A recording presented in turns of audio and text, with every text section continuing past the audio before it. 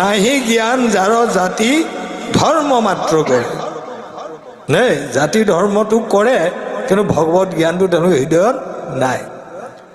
নিতে বলি বিশ্ব পঞ্চযজ্ঞ কোৱা চৰে। এতিয়া এই পঞ্চযজ্ঞনো কি? জাতি ধৰ্ম কৰিছে আৰু পঞ্চযজ্ঞ কৰিছে, কিন্তু ভাগৱত তত্ত্বজ্ঞান হৃদয়ত নাই। এইবোৰ কৰি আছে বছৰে বছৰে, এইবোৰ আমাৰ চলি আছে। এতিয়া আমি বলি নিদিওঁ, আমিতো বলি নিদিওঁ, কিন্তু বৈষ্ণৱসকলৰো বলি আছে। আমাৰ বাহিৰত জীৱ জন্তু বা হাঁহ পাৰ এইবোৰ বলি নাই। আমি বলি কি দিব লাগিব? সদাশিৱই পাৰ্বতীক কৈছিলে, মহাদেৱী মহাপানং স্তত্তম পাপ পুণ্যং পশু হত্যা জ্ঞান স্বৰ্গে সম্ভৱামি পৰমাত্মা নৈশিতং পলানিতে নিগদতে মনসা চেন্দিয়ং সংযুজ মাত্মনি যুজয়তে। হে মহাদেৱী,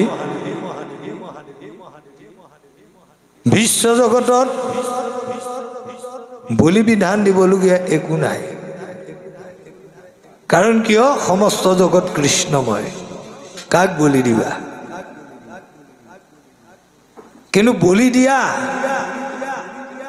কাক বলি দিবা? পাপ আৰু পুণ্য পশুক বলি দিয়া।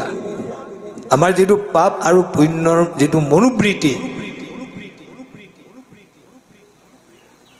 এই মনোবৃত্তিখিনিক বলি দিবলৈ কৈছে। কিহৰে বলি দিবলৈ কৈছে?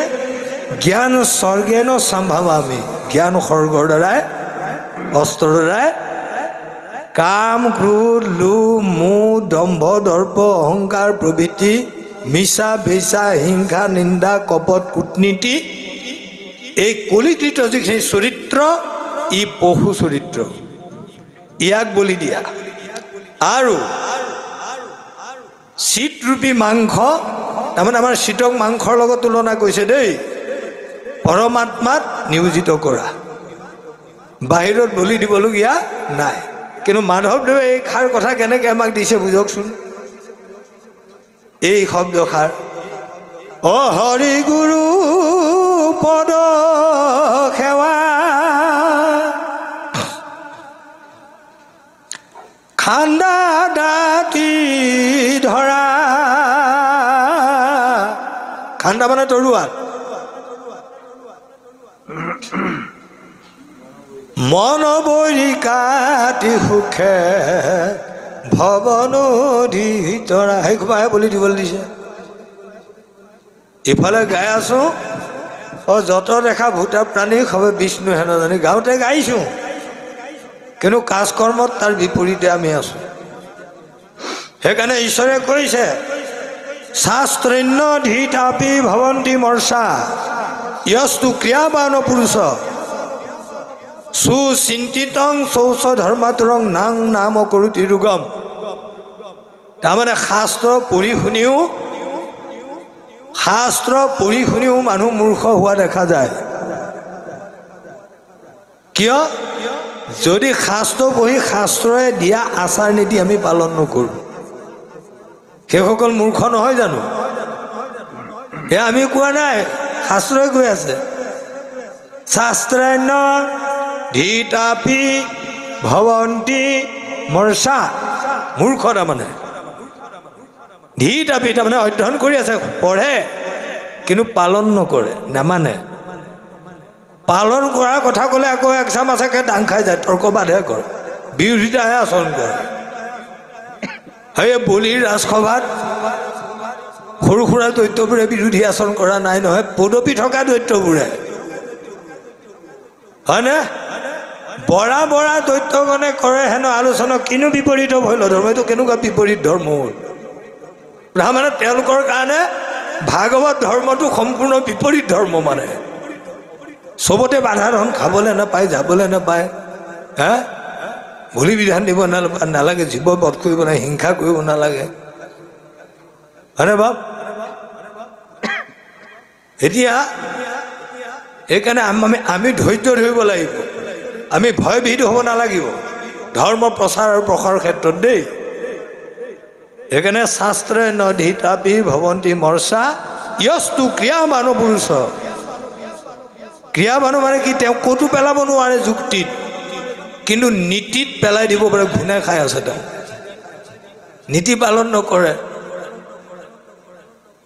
বহুত কোৱা কথা মানুহজনক যদি নীতিত ধৰি লয়, সেই প্ৰভু আপুনি নহয়, তাৰ বিপৰীত তেওঁ মাত মাতিব নোৱাৰা হৈ যাব। কথাটো হয়েই, হয়নে বাপ? সেইকাৰণে পালনটোৰ ওপৰত গুৰুত্বটো বেছি দিব লাগে। য়স্তু ক্ৰিয়াবান পুৰুষ সুচিন্তিতং শৌচ ধৰ্মাদ্ৰং নাং নাম কৰোতি ৰোগম। তাৰমানে এটা উদাহৰণ দিছে, এজন ৰোগী শয্যাত ৰোগাক্ৰান্ত হৈ বহু বছৰ শয্যাত পৰি আছে। ডক্টৰৰ ওচৰলৈ গ'ল তেওঁক লৈ, ডক্টৰে চাই কৰি তেওঁক সুন্দৰভাৱে বেমাৰটো ধৰিলে। বেমাৰটো ধৰি তেওঁক বেমাৰ নিৰাকৰণৰ কাৰণে সুন্দৰভাৱে ঔষধ পাতি দিলে। দিয়াৰ পাছত আকৌ ডক্টৰে কি কৰিলে, বোলে ঔষধ খাবা ঠিকেই, কিন্তু পথ্য আৰু অপথ্যবোৰ বাছ বিচাৰ কৰি খাবা,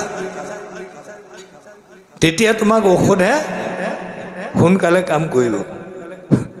এতিয়া লোভত পৰি একচামে এইখন আৰু দেই। গতিকে পথ্যও খায় অপথ্যও খায় আৰু ৰাতিয়ে দিনে হৰিনামো গায়।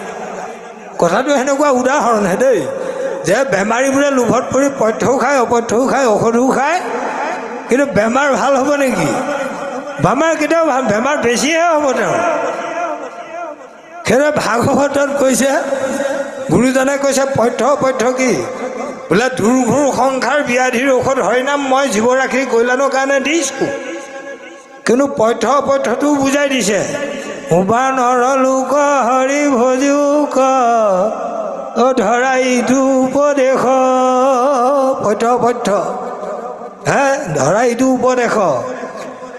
এৰা আল জাল জীৱা কত কাল ধৰা হল পৰৱেশ, আন দেৱী দেও নকৰিবা সেও, মূৰ্তিকো নাচাইবা, তাৰ ঘিহু নপখিবা, প্ৰসাদ নাখাইবা, সেইবোৰ অপথ্য। হৰিনাম হ'ল ঔষধ, ভক্তি হ'ব বেবিচাৰ। এইখিনিকে আমাৰ শাস্ত্ৰ এইও কৈছে, প্ৰচাৰকসকলেও ৰাতি দিন জগতৰ কল্যাণৰ কাৰণে বিনা বায়ে আছে, নহয় বাৰু? কিন্তু তথাপিতো